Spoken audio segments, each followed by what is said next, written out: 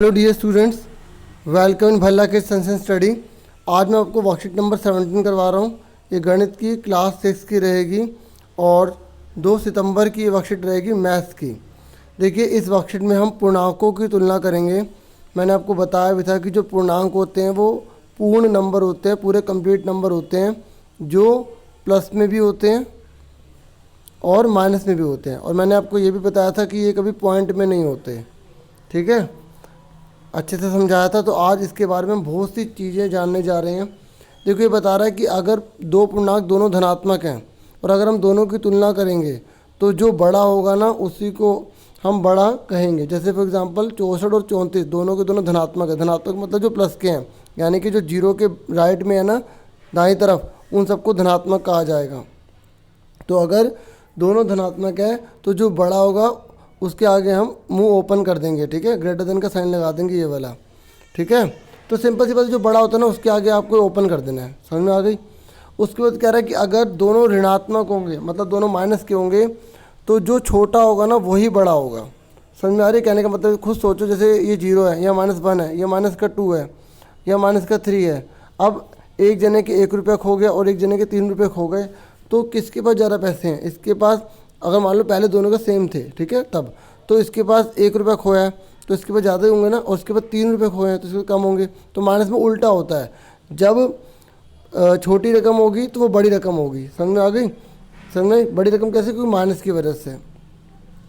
Minus का 45 दे रखा है और माइनस का 65 दे रखा है, तो आप दोनों में से किसको बड़ा बोलोगे? माइनस के 45 को। याद रखना, जब दोनों प्लस के होते हैं तो जो बड़ा है उसे हम बड़ा कहेंगे, लेकिन अगर दोनों नेगेटिव है, दोनों ऋणात्मक है, तो जो माइनस लगा होगा तो जो छोटा होगा वो बड़ा नंबर होगा, जो बड़ा है वो छोटा नंबर होगा।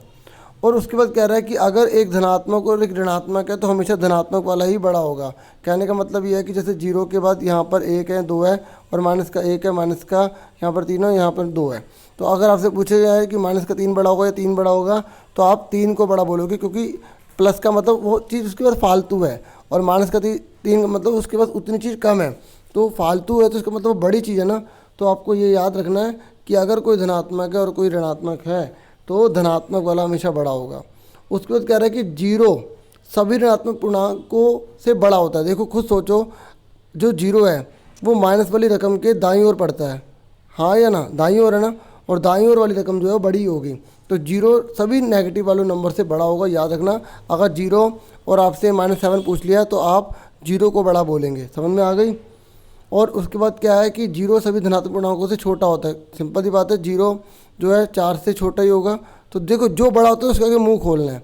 आप दोनों चीज़ें याद रखोगे ना, कि जो छोटा उसके आगे मुंह बंद करना है, तो आप कंफ्यूज हो जाओगे। बस एक याद रखो, जो बड़ा है उसके आगे मुंह ओपन करना है, जो बड़ा है उसके आगे मुंह ओपन करना है। ठीक है, होप आपको समझ में आ गया होगा। आगे देखो क्या कह रहा है कि संख्या रेखा पर पूर्णांकों की तुलना देखिए। देखो, मैंने आपको अभी अच्छे से समझा रहा था कि ये 0 लिखा है, तो इसके बाद जितनी आगे तक बढ़ोगे वो रकम बढ़ती चली जाएगी, और अगर आप 0 के इधर जाओगे, जितना पीछे जाओगे ना उतनी रकम जो है वो छोटी होती चली जाएगी। ठीक है, तो उसके बाद बोल रहा है कि संख्या रेखा के दाईं ओर जाने पर पूर्णांकों का मान बढ़ जाता है, और जैसे ही हम संख्या रेखा के बाईं ओर जाते हैं तो पूर्णांकों का मान जो है वो घट जाता है। ठीक है, ये देखो यहाँ पर लिख कर दिखाया गया। अब आपसे पूछा गया जैसे -3 और -2 में कौन जो है बड़ा होगा, तो माइनस का 2 बड़ा होगा। -2 और -1 में कौन बड़ा होगा? माइनस का 1 बड़ा होगा। -1 और 0 में कौन बड़ा होगा? 0 बड़ा होगा। 0 और 1 में कौन बड़ा होगा? 1 बड़ा होगा। 1 और 2 में कौन बड़ा होगा? 2 बड़ा होगा। 2 और 3 में कौन बड़ा होगा? 3 बड़ा होगा। मतलब जो दाईं तरफ वाले होते हैं वो बाईं तरफ की अपेक्षा जो है बड़े होते हैं, ये याद रखना। तो क्या क्या याद रखना है हमें? पहला, सभी धनात्मक पूर्णांक सभी ऋणात्मक पूर्णांकों से बड़े होते हैं, मतलब जितने भी पॉजिटिव होते हैं वो नेगेटिव से क्या होते हैं? बड़े होते हैं। और जैसे ही हम संख्या रेखा के शून्य के दाईं ओर जाएंगे तो पूर्णांकों का मान बढ़ जाएगा। अगर शून्य के हम दाईं ओर जाएंगे तो वैल्यू बढ़ जाएगी, और जैसे हम शून्य के बाईं ओर जाएंगे तो वैल्यू घट जाएगी। उसके बाद कह रहा है कि 0 को ना तो ऋणात्मक पूर्णांक और ना ही धनात्मक पूर्णांक माना जाता है। मतलब 0 को हम ना तो नेगेटिव कहते हैं ना पॉजिटिव कहते हैं। ये एग्जाम में बहुत बार आया हुआ है। अब फटाफट हम क्वेश्चन आंसर देखेंगे। देखो, पहले क्वेश्चन में आपको बोला गया है कि बड़ी पूर्णांक संख्याओं पर आपको गोला लगाना है। ठीक है, जैसे कि आप देख सकते हैं मैंने सर्कल लगा रखा है। तो आपको जो बड़ी संख्या में गोला लगाना है, जैसे आप कॉपी पर कैसे करेंगे, क्योंकि देखो इसी में करना था इसलिए मैंने इसका तो नहीं करे, इन क्वेश्चन को अलग अलग जो है वो मैंने शीट पर कर दिए हैं। तो आप इन दोनों को देखो। -5 और 2 में कौन बड़ा है? क्योंकि पॉजिटिव और नेगेटिव में हमेशा पॉजिटिव बड़ा होगा, मतलब धनात्मक बड़ा होगा, तो 2 बड़ा है। ऐसे ही -6 और +6 में कौन बड़ा होगा? +6 बड़ा होगा। ठीक है, ऐसे 0 और -12 में कौन बड़ा होगा? 0, मैंने आपको बताया ना 0 हमेशा नेगेटिव से बड़ा होता है। और ऐसे 3 और -5 में कौन बड़ा होगा? तो प्लस वाली रकम हमेशा बड़ी होगी। समझ में आ गई? तो ये आप आराम से नोट कर लेना। अब मैं इसके बाद अब ये नेक्स्ट क्वेश्चन करवाने जा रहा हूँ, इससे मैं हटा रहा हूँ सर्कल को। ठीक है, और अगर जिसे नोट नहीं किया तो पीछे वीडियो करके देख लेना या वीडियो को रोक के देख लेना। अब उसके बाद जो है हमारा सेकंड है। देखो सेकंड क्वेश्चन में ये पूछा गया ना कि कौन सा साइन जो है लगेगा यहाँ पर ग्रेटर देन, ठीक है, लेस, और जो बड़ा है ग्रेटर और इक्वल वाला। तो देखो 0 और -3, तो हमेशा मैंने कहा था नेगेटिव से 0 हमेशा बड़ा होता है, तो आप यह पहला वाला ऐसे कर देंगे। ऐसे -6 और -8 में जो भी माइनस में जो जितनी बड़ी रकम होगी उतनी छोटी होगी, और जितनी छोटी होगी उतनी बड़ी होगी, तो -60 जो है बड़ा होगा। ऐसे ही यहाँ पर आप देख सकते हैं हमें जो नेक्स्ट दे रखा है वो -43 और -5 दे रखा है। तो आप -5 के आगे जो है ओपन कर देंगे, क्योंकि माइनस में दोनों अगर माइनस किया तो जो छोटा होगा वो बड़ा होगा, जो बड़ा है वो छोटा होगा। अभी हमने सीखा था, और मुझे पूरी उम्मीद है आपको अच्छे समझ में आ भी गया होगा। और अगर कोई डाउट हो तो आप मुझसे पूछ सकते हैं। ऐसे 40 और -50 में 51 में कौन होगा? 40 होगा। और ऐसे 106 और दोनों प्लस किए हैं तो जो बड़ा है वो बड़ा ही होगा। ऐसी 5 और -7 है तो 5 बड़ा होगा। ठीक है, 106 और 80 में कौन बड़ा होगा? 106, और -7 और 5 में कौन बड़ा होगा? 5 बड़ा होगा। तो दोनों क्वेश्चन आपको अच्छे समझ में आ गए, मैंने अच्छे से आपको क्लियर करवा दिए, और आपको इसी में नोट कर लेना अच्छे से। अब आ जाइए थर्ड क्वेश्चन पे। थर्ड मैंने शीट पर करा है, आपको आराम से समझ में आ जाएगा। पहले क्वेश्चन समझ लो क्या है। ये कह रहा है कि निम्नलिखित पूर्णांकों को बढ़ते क्रम में लिखना है, मतलब पहले छोटी रकम, फिर बड़ी, फिर बड़ी, फिर उससे बड़ी, फिर उससे बड़ी। तो आपको पता है जितनी बड़ी माइनस की रकम होगी वो उतनी क्या होगी? छोटी होगी। तो सबसे पहले छोटी लिखनी है, तो ऐसे माइनस का आर्ट पहले लिखोगे। चलो मैं सीधा आंसर दिखाता हूँ। तो देखो जैसे ही हमें नंबर दे रखे हैं ना, तो आप इसका आंसर कैसे लिखेंगे? क्वेश्चन तो आपने नोट कर लिया होगा, अभी आपको मैंने दिखा दिया था, दोबारा दिखा दूंगा। तो आपको बताना है इसमें सबसे छोटा नंबर कौन सा है? -8 लिख दिया। उसके बाद इससे बड़ा कौन सा नंबर है? -4, फिर इससे थोड़ा सा बड़ा 0, फिर 4, फिर 6। ठीक है, आपको पता होना चाहिए नंबर। अगर आपको कभी ये क्वेश्चन ना आ रहा हो ना, तो आप इसको नंबर लाइन पर ड्रॉ कर लीजिए, क्योंकि हमें पता है कि हम जब लेफ़्ट से राइट की तरफ जाते हैं तो नंबर बड़ा होता चला जाता है।